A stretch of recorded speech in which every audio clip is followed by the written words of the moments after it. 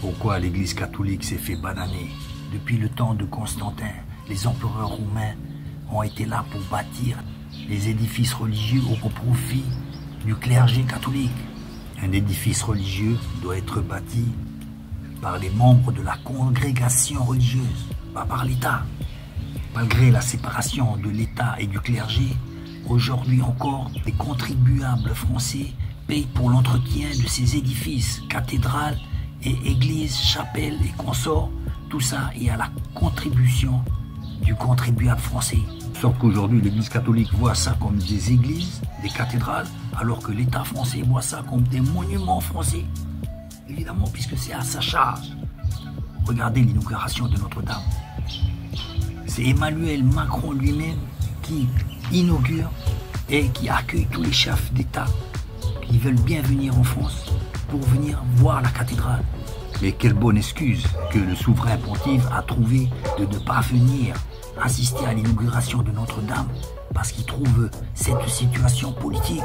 Mais l'État catholique du Vatican est lui-même politique, et cela depuis l'empereur Constantin, en passant par les croisades et les inquisitions. L'Église catholique n'a fait que de la politique. Imaginez, il aurait été, lui, chef d'État du Vatican parmi les autres chefs d'État de la planète. Un chef d'État parmi les chefs d'État qui se fait accueillir au sein même de la cathédrale qui appartient à l'État français par un souverain laïque.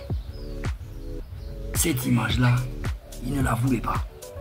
Quel outrage et humiliation suprême qu'il aurait subi. Lui, le chef de l'Église catholique, se voit accueillir au porche de Notre-Dame par un chef d'État français. Évidemment, puis c'est lui qui a payé. Les chiens aboient, la caravane passe. Oui, mais c'est l'Église catholique. Non, ce sont des monuments français. Si vous auriez voulu que ce soit des églises, il aurait fallu qu'elles soient financées par le clergé. Et cela, depuis toujours. Pas par le contribuable laïque qui ne met jamais les pieds dans l'église. C'est proprement scandaleux. Et vous ne récoltez que le fruit de vos actions.